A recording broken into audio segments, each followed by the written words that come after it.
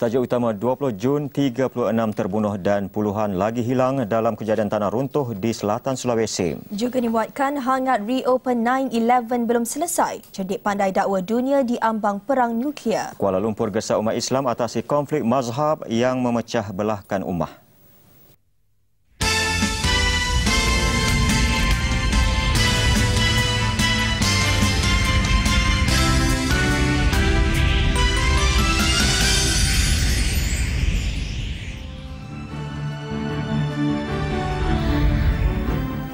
Assalamualaikum dan salam sejahtera. Buletin utama dimulakan dengan pembongkaran perbuatan sorok gula dan penafian permintaan industri untuk menaikkan harga beras. Rahsia sebuah stor yang membenarkan seorang pelanggan membeli hanya sekilogram gula akhirnya terbongkar apabila ia sebenarnya sebuah gudang yang menyimpan lebih 10 tan stok gula pasir. Lebih memeranjatkan apabila stor terbabit sejak 9 tahun lalu langsung tidak mempunyai lesen menjual barangan kawalan seperti gula, minyak masak dan tepung gandum. Hasil maklumat itu, sepasukan anggota penguatkuasa Kementerian Perdagangan Dalam Negeri dan Hal Ehwal Pengguna Kajang menyerbu stor di kawasan perindustrian Sleman, Bandar Baru Bangi. Serbuan diketuai Zakaria Tambici bersama 10 anggota. 200 guni gula pasir seberat 10 tan dan lebih 100 paket gula seberat sekilogram setiap satu ditemui di dalam stor ini.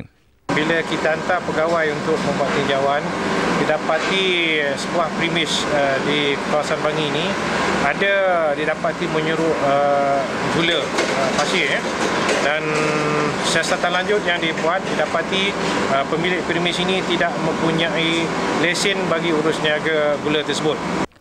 Siasatan mendapati stok ini mula menyimpan stok gula sejak kekurangan bahan keperluan itu bulan lalu. Notis turut ditampal mengenai had pembelian gula terbabit. Gula buatan tempatan ini juga dipercayai untuk pasaran luar negara. Pembekal akan turut disiasat kerana membekalkan gula kepada syarikat tidak berlesen. Malah stor ini juga membekalkan gula kepada sebuah IPTA di Shah Alam. Dalam serbuan ini, lebih 500 tin minyak masak seberat lebih 9,000 kilogram, 33 kampit tepung gandum dan lebih 100 tong gas memasak turut dirampas. Tindakan diambil mengikut Akta Kawalan Bekalan 1961 kerana menjual barangan kawalan tanpa lesen.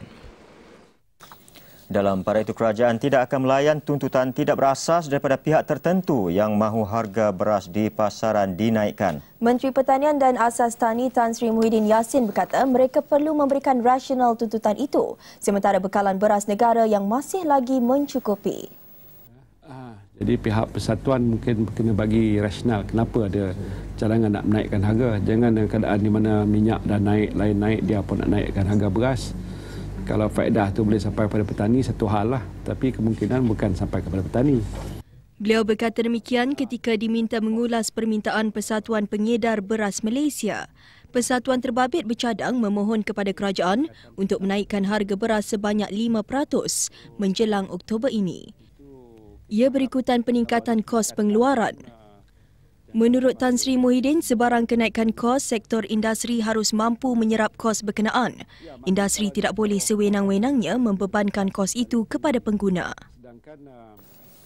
Islam bukan sekadar agama, ia juga adalah satu peradaban atau tamadun. Islam juga adalah satu entiti budaya dan keseluruhannya ia juga satu cara kehidupan. Seruan itu jelas Perdana Menteri apabila dunia barat berurusan dengan orang Islam, semua sensitiviti itu perlu diambil kira kerana apa yang diperhitungkan adalah cara kehidupan mereka.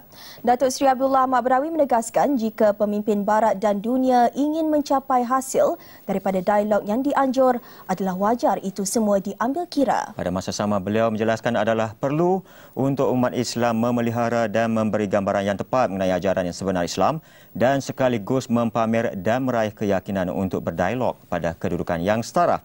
Untuk laporan seterusnya, kita bersama wartawan Nasharuddin Tajuddin di Jakarta, Indonesia. Perdana Menteri berkata demikian pada persidangan antarabangsa cendekiawan Islam di Jakarta. Lebih 300 ahli fikir, ulama dan ahli akademi Islam hadir pada persidangan ini. Ia termasuk Wakil Ketua Agama Bukan Islam. Ucapan Datuk Seri Abdullah berkisarkan tajuk mengukuhkan hubungan Timur dan Barat serta mengurangkan konflik di kalangan umat Islam. Datuk Seri Abdullah melontarkan beberapa persoalan berhubung dengan tulisan Samuel Huntington yang menyebut konflik akan datang berpaksikan kepada konflik tamadun yang menggantikan politik dan ideologi. Konflik itu berlaku selepas berakhirnya Perang Dingin. Peristiwa 11 September memperkukuhkan lagi ramalan itu. Ia kemudiannya disusuli dengan pencerobohan tentera Amerika Syarikat ke atas negara Islam seperti Afghanistan dan Iraq. Dan awal tahun ini timbul pula isu karikatur di akhbar Eropah yang menimbulkan kemarahan umat Islam. Semua isu itu telah meningkatkan lagi persepsi dunia terhadap apa yang dikatakan sebagai pertembungan Kristian dan Islam. Dalam ucapannya, Datuk Seri Abdullah memberikan reaksinya. Is this the beginning of what some of us would like to believe as the inevitable clash between the two great civilizations? Is this the slide in relations in the direction of the inevitable and the irreversible? I like to believe that the answer is no. Katanya media antarabangsa turut menyemarakkan lagi situasi berlaku hari ini dengan berpaksikan kepada keuntungan, laporan sensasi disajikan sebagai kebenaran. Indeed, the international media might have fallen prey to the plottings of the international terrorists who orchestrate their cruelty in order to capture the attention of the widest possible audience. One of the main causes of the misperception and misrepresentation of Islam in the West lies in the fallacy or the norm. Al-Qaeda, which preaches hate and intolerance, has been very incorrectly presumed as speaking on behalf of all Muslims. Dan tegas Perdana Menteri di sebalik wujudnya perbezaan tamadun masih ada yang inginkan hubungan baik. Dialog katanya adalah cara terbaik untuk mengurangkan kegelinciran antara Barat dan dunia Islam. Nasyarul Interdin, TV3, Jakarta, Indonesia. Dalam ucapannya, Datuk Seri Abdullah juga menyeru umat Islam bersatu dan mengatasi konflik mazhab yang memecah belahkan ummah.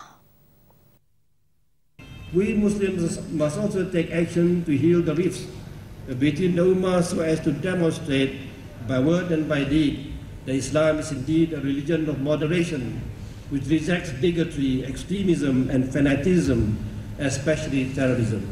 Katanya Islam sejati mesti mendukung keadilan dan memerangi kezaliman. At the same time, we must reject those who deliberately kill non-combatants and the innocent, those who oppress and exploit others. Dalam ucapannya, Datuk Seri Abdullah turut menjelaskan konsep Islam Hadari.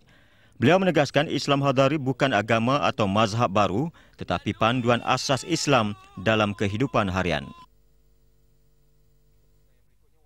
Ketika di Jakarta, Datuk Seri Abdullah turut mengadakan kunjungan hormat ke atas Presiden Indonesia Susilo Bambang Yudhoyono. Pertemuan diadakan di Istana Presiden. Antara lain, kedua-dua pemimpin berbincang mengenai kerjasama pengeluaran biodiesel. Dalam pada itu, Datuk Seri Abdullah turut menerima kunjungan Rektor Universiti Islam Syarif Hidayatullah, Profesor Dr. Azumardi Azra. Beliau turut menerima kunjungan hormat beberapa ulama dari negara yang minoritinya Islam. Semuanya berada di Jakarta kerana menghadiri persidangan yang dianjur Nahdlatul Ulama.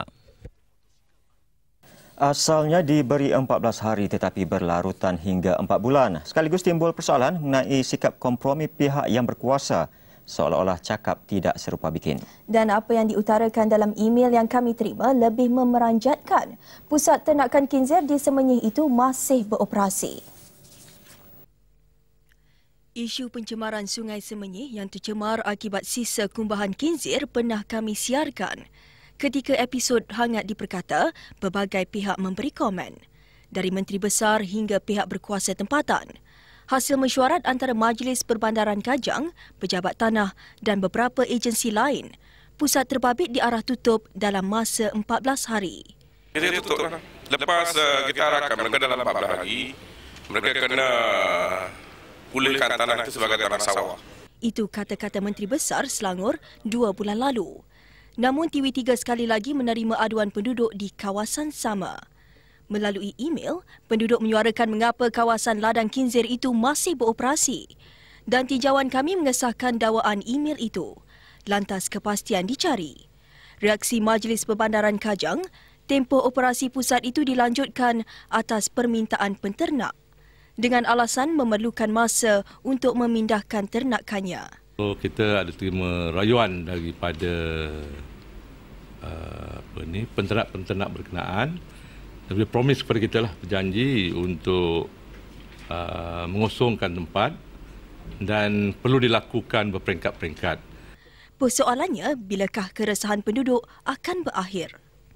Sure kita akan mengambil tindakan dan saya rasalah mengikut progres pelaksanaan sekarang, bulan Ogos ini perkara ini akan selesai. Keluhan pelajar di Kahirah ini dapat perhatian Menteri Besar.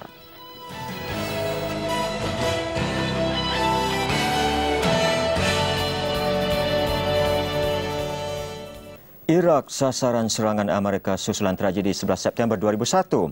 Biarpun dilancarkan pada 2003, arahan awal disuarakan Setiausaha Pertahanan Donald Rumsfeld pagi 12 September 2001.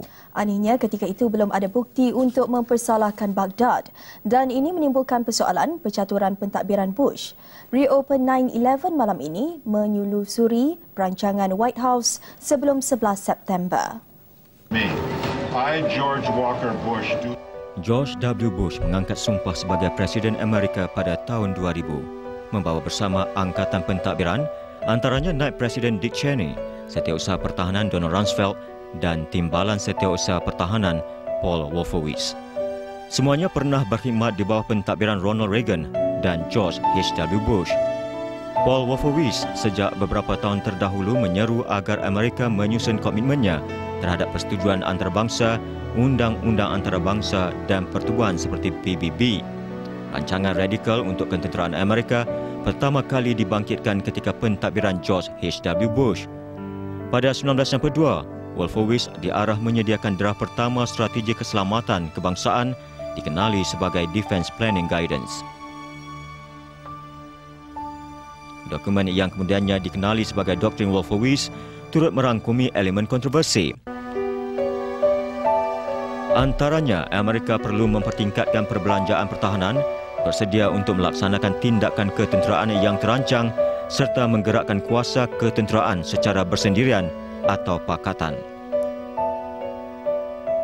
Semua ini sebagai persediaan untuk Amerika menghadapi musuh di masa akan datang dan menawan sumber kekayaan, terutamanya minyak Teluk Parseh. Hilang kuasa semasa pentadbiran Bill Clinton, Wolfowitz kemudiannya mengatur pakatan bersama kelompok berpengaruh konservatif sayap kanan. Pada tahun 2000, mereka merangkas satu lagi strategi keselamatan kebangsaan yang diolah dari Doktrin Wolfowitz. Dokumen ini menetapkan Amerika meningkatkan bajet ketenteraan sehingga $100 bilion, melarang hak negara lain mengguna ruang angkasa lepas dan mengamalkan polisi luar yang lebih agresif serta unilateral. Dalam perancangan ini, Iraq secara terang-terangan menjadi sasaran penghapusan. Doktrin ini bagaimanapun disedari terlalu radikal untuk meraih sokongan pertubuhan polisi luar, Parti Republikan sendiri dan penduduk Amerika. Lanjutan itu, September 2000, setahun sebelum tragedi 11 September, satu dokumen dihasilkan dengan peringatan bahawa proses peralihan, biarpun membawa perubahan revolusi, akan mengambil masa yang lama jika tidak berlaku malapetaka atau insiden pencetus yang boleh dikaitkan sebagai The New Pearl Harbor. They acknowledged it couldn't happen. The American people wouldn't allow it unless there was a new Pearl Harbor. And that is what 9/11 was. Belum pun selesai, buku lama buku baru pula dibuka. Sedang Iraq yang sudah lebih 3 tahun diceroboh Pakatan Amerika Syarikat masih huru-hara, timbul pula rancangan baru ke atas jirannya Iran. Jika rancangan menjadi realiti, apa yang dibimbangi cerdik pandai dunia akan terhumban ke kancah perang nuklear yang padanya lebih buruk daripada yang pernah berlaku di Hiroshima dan Nagasaki. Ada cerdik pandai yang melabelkan perang yang bakal meletus sebagai Perang Dunia Keempat. Seorang profesor sejarah yang juga fellow Yayasan bagi Mempertahankan Demokrasi, Dr. Earl Tilford berkata ancaman terhadap Perang Dunia Keempat bukan lagi olok-olok dan Amerika Syarikat sudah pun menggiatkan persiapannya bagi menentang Iran. It's a coalition that involves the United States, Turkey and Israel. It actually has been in an advanced state of readiness for almost a year. And it envisages the use of tactical nuclear weapons in a conventional war theatre. Pakar perubatan pula bimbang kesan akibat perang bersenjatakan nuklear itu. They will be bombing if they go in the nuclear facilities, the uranium enrichment plants, and that will scatter uranium all over the Middle East, even reaching as far as Pakistan and India. Uranium causes cancer of the bone, of the blood, of the lung. Kata-kata susulan Dr. Caldicott memberi gambaran besarnya kemusnahan ke atas dunia jika apa yang dilabel cerdik pandai Perang Dunia Keempat menjadi kenyataan. Those weapons range from 1/3 the size of the Hiroshima bomb to 6 times the size of the Hiroshima bomb. They're called dial yield. That will create a huge amount of fallout of radioactive materials like in Hiroshima and Nagasaki, plus scatter uranium all over the Middle East and around the world. We're facing for the first time the prospect of a real nuclear war in the world, the first time since Hiroshima and Nagasaki. Very few governments in the world. Kebimbangan itu disalurkan mereka pada Forum Keamanan Sedunia Perdana 2006. Turut hadir pengerusi Pertubuhan Keamanan Sedunia Perdana, Tun Mahathir Mohamad. Detik Niaga dibawa khas oleh Bank Rakyat, bank pilihan anda. Konsortium Logistik Berhad sedang meneliti peluang bidaan kontrak baru di Vietnam dan Asia Barat. Pengerusi eksekutifnya Mirzan Mahathir berkata ketika ini di peringkat Asia, peluang mendapatkan kontrak lebih terarah kepada perniagaan logistik otomotif. Yeah, we always talk to partners. Obviously, when we enter a market, depends very much on the conditions that are set by the the government in that country as to what the equity rules are. Konsortium Logistik juga akan meneliti kontrak baru di Thailand dan menstruktur semula operasinya di Indonesia. Ia telah memperuntukkan 25 juta ringgit perbelanjaan modal tahun ini. Syarikat itu merekodkan pertumbuhan perolehan 35% tahun lalu kepada 273 juta ringgit. AirAsia berhad meramalkan langganan 30% daripada setiap penerbangan bagi pelindungan perjalanan Gold Insure Travel Protections. Premium perlindungan kepada penumpang yang berlepas dari negara ini boleh dibuat menerusi online ketika membeli tiket. Since we launched it in April, we have sold more than 80,000 policies to our passengers, to our guests. So the response is very good, and I'm sure it will grow since it's something new in the industry, and it is the first actually in the world for low-cost carrier. Dengan premium serendah RM6 bagi penerbangan domestik dan RM18 bagi antarabangsa, penumpang bukan sahaja mendapat perlindungan peribadi tetapi juga barangan beg dan ganti rugi pembatalan penerbangan. Produk American Home Assurance akan dikeluarkan ke penerbangan Thailand dan Indonesia akhir tahun ini. AirAsia menjangkakan peningkatan sehingga 9 juta penumpang tahun depan berbanding 6.5 juta yang dicatat tahun lalu. Maybank optimis bilangan pelanggannya akan bertambah menjelang akhir tahun ini. Ia akan dibantu perkhidmatan mudah alih terbaru M2U. Timbalan Presiden kanannya Datuk Johor Cik Mat berkata Maybank juga akan mempromosi peralihan 2 juta pelanggan Maybank 2U kepada M2U. The active user is about 750,000. So it's about 750,000. What we need to do is to make it those registered user to become active user at the same time. Tambah beliau RM500,000 diperuntukkan untuk pengiklanan dan promosi. M2U menampilkan servis mini Maybank 2U yang lebih mudah menerusi penggunaan telefon mudah alih. Anak emas Presiden dipertaruh untuk menumpas rakan dan seteru bosnya. Alasannya, orang kanan itu tidak lagi berfungsi. Tidak berfungsi atau sebaliknya penyandang berikrar tidak akan tumpas dengan mudah. Ikuti siri laporan menjelang pemilihan MIC Sabtu ini oleh wartawan Tim Molly Subramaniam.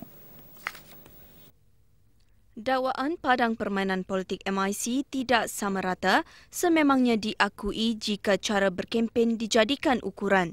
Satu ditatang ke hulu dan ke hilir dalam rombongan besar, manakala seorang lagi dijalankan pada skala kecil dan bersifat peribadi. Saya boleh menang dalam pemilihan ini. Satu perkara yang saya dapat lihat dalam pemilihan ini ialah banyak perwakilan kata Saya akan sokong, tetapi jangan tolong simpan perkara ini sebagai rahsia. That they must start thinking and become educated voters, you see. I'm not telling people, show me where to vote, I will put across there. Bagi saya ada rekod lah sebagai timbalan presiden. Bagi beliau belum ada. Jadi perwakilan perlu buat keputusan atas dasar itulah.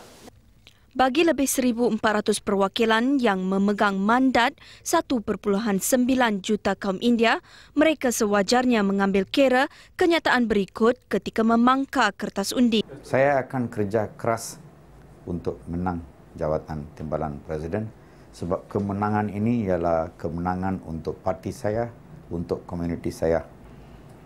Jika saya gagal, itu akan jadi satu gagalan komuniti dan gagalan parti. Kalau perubahan itu setakat untuk jawatan, saya tidak setuju. Kalau perubahan itu untuk membawa kebaikan kepada masyarakat, untuk membawa kebangunan bagi masyarakat, untuk menguatkan parti, untuk menentukan parti lebih kukuh, berpadu dan kuat, saya setuju. Suasana sudah ubah. Saya ingat ada yang terima hakikat Datuk Sami Belu untuk mencalonkan satu tim baru, satu pasukan yang akan bekerjasama, yang akan berfokus atas kerja-kerja komuniti dan kerja-kerja parti dan bukan atas kepentingan diri mereka atau kedudukan mereka dalam parti. Siapa yang layak, siapa mempunyai kebolehan, siapa yang mempunyai pengalaman dan rekod perkhidmatan kepada parti. Sumbangan kepada parti iaitu dari segi politik, dari segi program-program parti dan dari segi perpaduan dan kekuatan parti. Di politik bukan bermakna kita dapat membantu, bukan bermakna setakat membantu orang persendirian dalam untuk mendapat faedah daripada program-program kerajaan. Apapun, ini bukan epik untuk mencari watak Rama atau Karna. Tetapi bagi ramai pemerhati, episod terbaru dalam cerita lama MIC ada Mualim dan itu hak Presiden sebagai teraju utama. Ikuti siri kedua sedutan perspektif dua calon ini bersama saya, Tin Muli Subramaniam, esok. Tidak semua kemudahan belajar di luar negara indah. Setidak-tidaknya keperitan itulah yang mahu dikongsi pelajar di Asrama Anak-Anak Negeri Sembilan di Kairah, Mesir. Kebetulan pula Menteri Besarnya Datuk Seri Muhammad Hassan sedia mendengar keluhan mereka dan mengarahkan usaha segera diambil bagi mengatasi kedaifan asrama anak negeri yang sudah berusia lebih 30 tahun. Dalam lawatan ke Mesir baru-baru ini, Datuk Seri Muhammad singgah di Asrama Negeri Sembilan dan melihat sendiri masalah yang membelengui pelajar terbabit.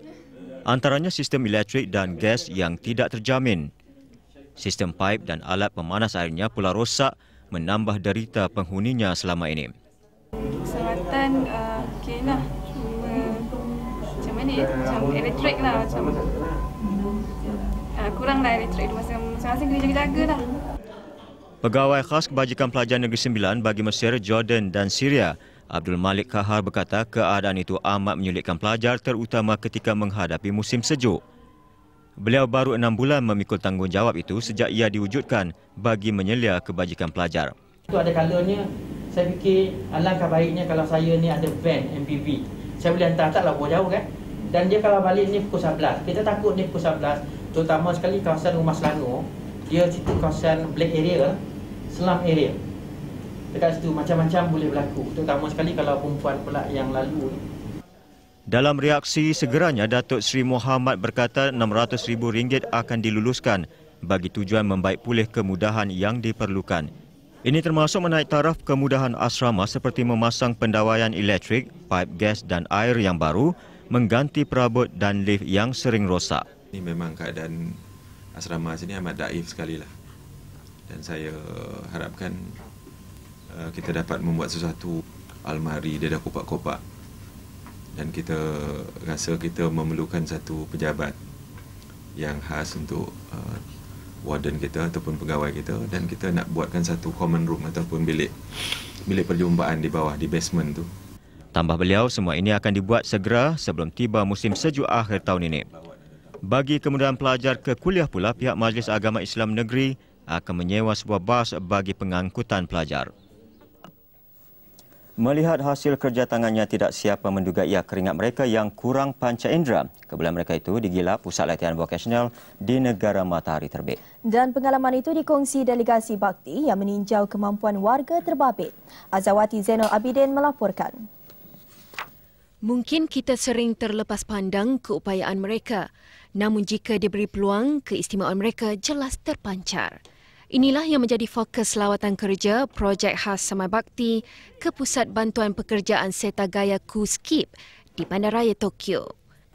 Pusat jagaan dan bantuan vokasional ini mampu menampung 40 pelajar ditubuhkan tahun 1998. 2 program ditawarkan iaitu persediaan dan bimbingan pekerjaan mengikut keperluan setiap pelatih. Lebih 90% pelatih mendapat pekerjaan setelah menjalani pelbagai latihan vokasional asas di pusat ini. それはハビリテーションっていう本人たちの持っている潜在的な力をやはり伸ばしていく、引き出していくということが大事だということですね。もともと可能性があるわけですよね。Pusat Pemulihan Kebangsaan Vokasional Orang Kurang Upaya ini pula zahirnya kelihatan seperti sekolah vokasional atau politeknik. Terletak di Toko Rozawashi di Saitama. Dan warganya dilatih pelbagai kemahiran bagi memaksimumkan keupayaan masing-masing. Tiada bayaran dikenakan kecuali bahan bacaan, pakaian dan bud keselamatan selain kemudahan asrama. Kalau ada kemudahan-kemudahan seperti ini dengan secara spontan ibu bapa yang mempunyai anak-anak yang kurang upaya akan menghantar anak-anak mereka untuk menjalani kursus.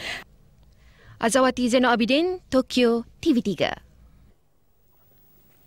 Berita luar negara dimulakan dengan kejadian tanah runtuh dan banjir di wilayah selatan Sulawesi. Setakat ini 36 orang terbunuh, kebanyakannya kanak-kanak, manakala berpuluh-puluh lagi dilaporkan masih hilang. Hujan lebat sejak 2 hari lalu dikaitkan dengan bencana. Hujan yang berterusan memusnahkan tanaman selain merosakkan beratus-ratus kediaman di 5 daerah. Paling teruk terjejas daerah Sinjai dengan 31 orang terkorban. Sementara 10 lagi berada dalam keadaan kritikal. 5 kematian dicatatkan di beberapa kawasan lain di wilayah terbabit. Menurut pasukan mencari dan menyelamat, tanah runtuh di Sinjai berlaku awal pagi tadi. Perkembangan terbaru di kem Teluk Guantanamo menguatkan lagi desakan sejagat agar ia ditutup. Masa depan pusat tahanan itu bakal diputuskan pada sidang kemuncak Amerika Syarikat Kesatuan Eropah EU yang dijadual berlangsung di Vienna esok. Daripada tidak termasuk dalam agenda asal, isu tahanan di Teluk Guantanamo menjadi agenda utama pertemuan kali ini berikutan 3 tahanan yang dilaporkan bunuh diri minggu lalu. Fakta merekodkan sejak pembukaannya pada Januari 2002, banyak cubaan membunuh diri oleh lebih 400 tahanan di pusat ini berjaya dihalang. Namun kejayaan 3 banduan, 2 warga Arab Saudi dan seorang Yaman menamatkan riwayat hidup mereka mencetuskan persoalan kerana kawalan keselamatan dikatakan berada pada tahap maksimum. Apa yang mendorong tahanan terbabit mengambil tindakan sedemikian dipercayai berpunca akibat perasaan kecewa kerana mereka menganggap tiada lagi harapan untuk keluar seterusnya hidup dengan bebas. Saya rasa ada serampang 2 mata di sini. Satu, pertama adalah menamatkan kesesiaan mereka, dan kedua, dengan melakukan pembunuhan diri ini, agenda banduan itu sendiri boleh dipertengahkan kepada masyarakat antarabangsa. Dan apa yang telah berlaku pada 3 orang ini adalah salah satu akibatnya. Soalnya siapa yang harus dipertanggungjawabkan ke atas insiden sedemikian? Apakah pegawai yang bertugas seperti mana dalam kes penjara Abu Ghraib? Saya rasa kesalahan sepatutnya dituding kepada Panglima Tentera ataupun yang lebih bagus lagi kepada Panglima Tentera tertinggi, itu Presiden Amerika Syarikat sendiri. Sebab kerana Presiden George W. Bush dan juga setiausaha pertahanannya Rumsfeld dan juga timbalan Presiden Dick Cheney yang merestui perkara ini berlaku. Jika sebelum ini dibayangi dengan foto penyiksaan ke atas tahanan, kejadian terbaru itu adalah faktor terakhir yang memaksa Amerika Syarikat mempertimbangkan tindakan bagi menutup pusat tahanan itu. Amerika kini berada dalam dilema sekiranya mereka akur dan menutup pusat tahanan berkenaan, bermakna mereka tunduk kepada tekanan masyarakat dunia sedangkan mereka mempunyai agenda tertentu bagi mengekalkannya. Negara-negara Kesatuan Eropah dijangka mendesak Amerika agar menutup pusat tahanan berkenaan kerana ia bukan sahaja menjadi duri dalam daging kepada Amerika tetapi juga EU, terutamanya Britain yang melaun-launkan demokrasi dan hak asasi manusia sedangkan sekutu mereka bertindak sebaliknya. Sejauh mana anggota sidang berjaya meyakinkan White House untuk menutup tahanan di Cuba masih diragui. Apatah lagi setelah mendengar kata-kata penasihat undang-undang Jabatan Negara Amerika Syarikat John Bellinger Jumaat lalu. We can't simply close Guantanamo. Something needs to be done with the people who are there. Selain soal kem tahanan Teluk Guantanamo, dua lagi topik hangat yang menunggu penjelasan Washington, penganiayaan di penjara Abu Ghraib dan tindakan ketenteraan di Haditha, Iraq.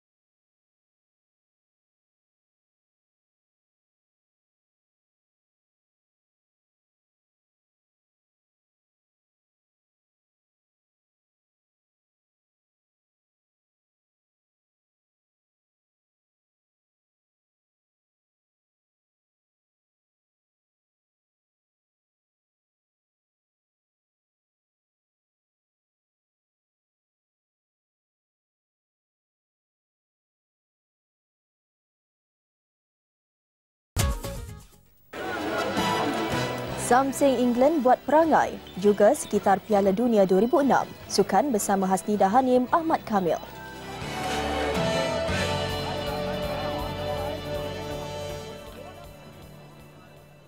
Assalamualaikum dan salam sejahtera. Bola sepak Piala Dunia 2006. Masuk minggu kedua, tuan rumah Jerman semakin berhati-hati, terutama dalam menghadapi kekacauan Samseng bola sepak. Sudah nampak petanda awal apabila beratus-ratus penyokong England bertempur dengan polis di Cologne. Kejadian berlaku sebelum England mentang Sweden, perlawanan yang menentukan pasukan mana bakal bertemu tuan rumah Jerman pada pusingan kedua.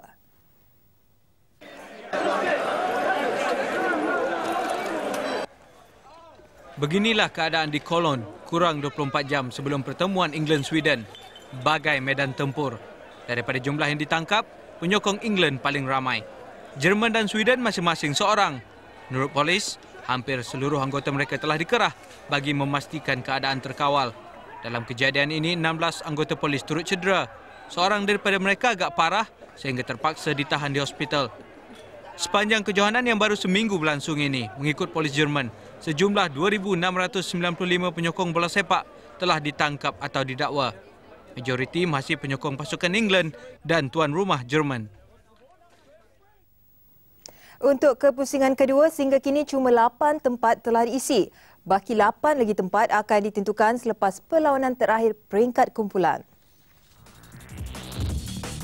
Sekalipun masih ada pasukan yang belum layak, perlawanan untuk menentukan kedudukan juara atau naib juara kumpulan sama saja pentingnya. Kumpulan A, Jerman dan Ecuador akan berentap untuk menentukan pasukan mana yang paling layak berada di tangga teratas. Ini jadual bagi perlawanan jam 10 malam nanti. Jam 3 pagi, England akan bertemu Sweden. Kepada yang menang, besar ganjarannya dapat mengelak daripada bertemu juara kumpulan A. Tetapi bagi Sweden, andai sebaliknya yang berlaku dan Paraguay terus gagal mengangkat maruah mereka, Sweden dah boleh balik. Bagi Sepanyol, kesabaran pemain serta penyokong mereka akhirnya berbalas. Sepanyol bangkit daripada ketinggalan 1-0 untuk menang 3-1 ke atas Tunisia dan menjadi pasukan terbaru layak ke pusingan kedua. Muram, muram, muram. Itu yang terpaksa ditempuh penyokong Sepanyol. Hanya selepas minit ke-70 baru suasana berubah. Malah bukan itu sekali saja mereka bersorak.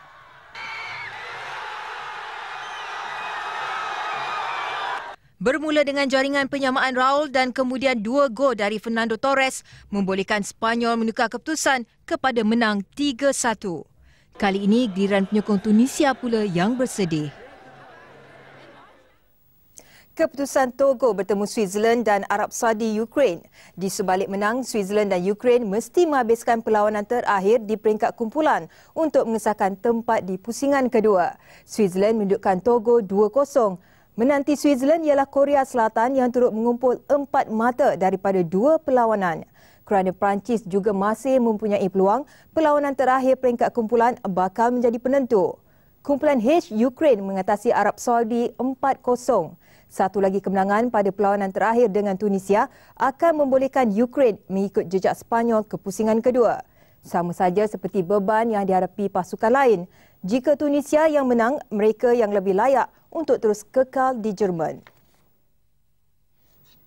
Perkembangan sukan tempatan. Hari ini 20 Jun ada berita baik untuk penggiat sukan. Siang tadi atlet sukan Commonwealth Melbourne mendapat habuan masing-masing.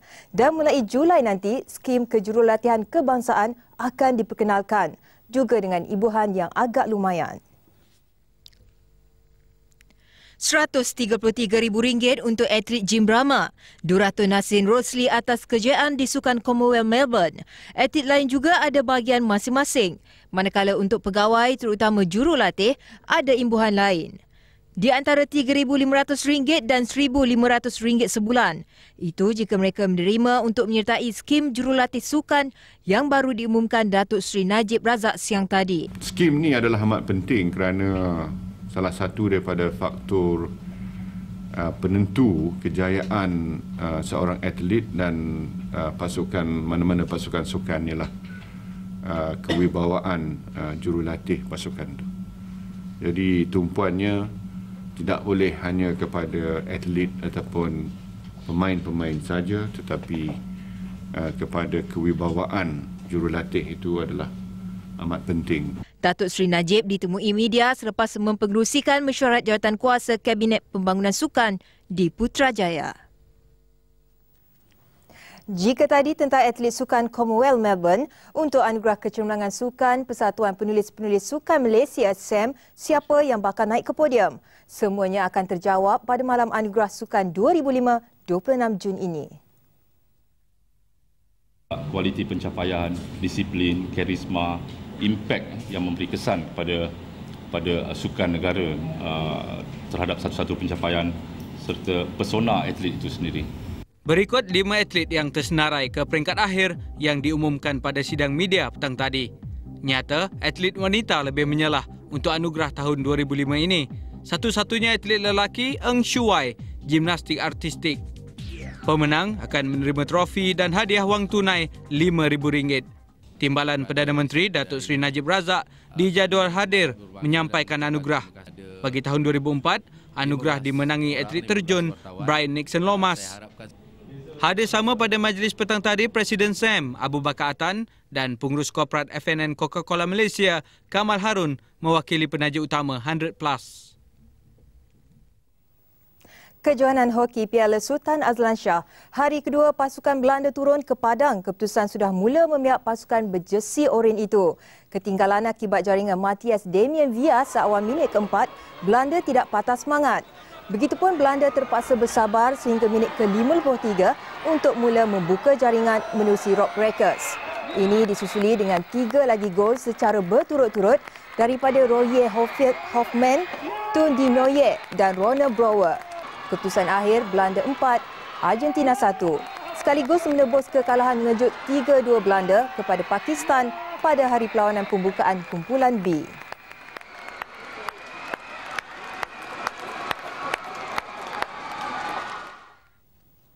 Sekian sukan rutin utama, sementara nanti Suhaimi dan Azwaliza akan kembali menyambung berita. Salam sukan dan selamat malam.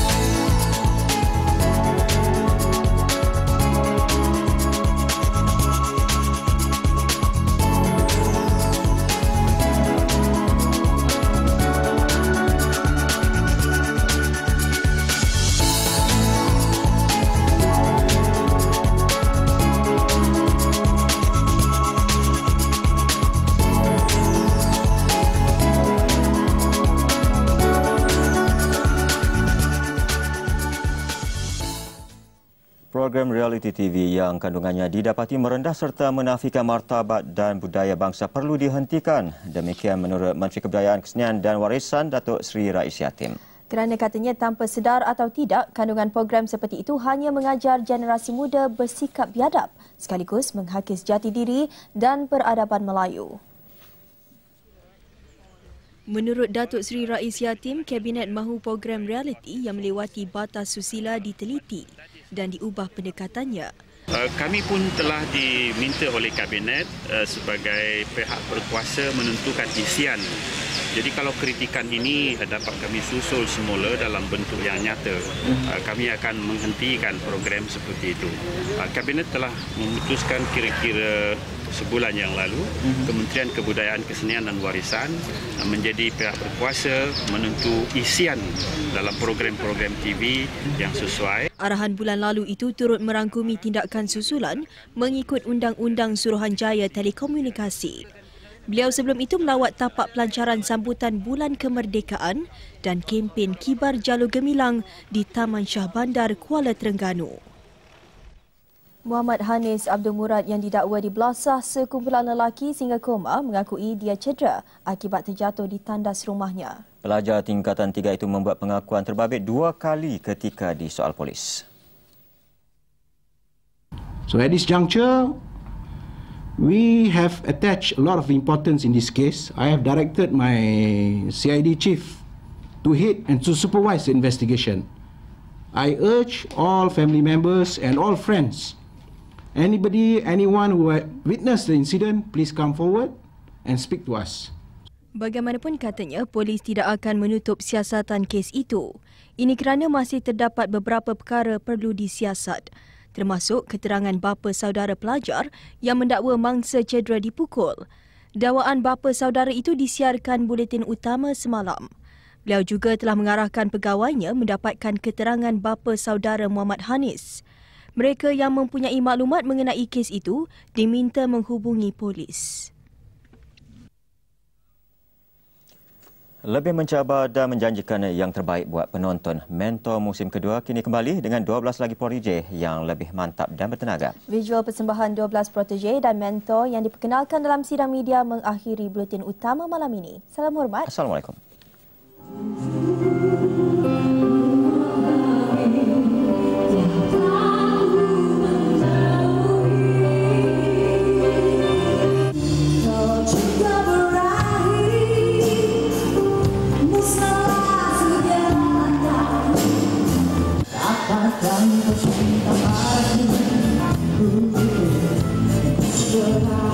Segalanya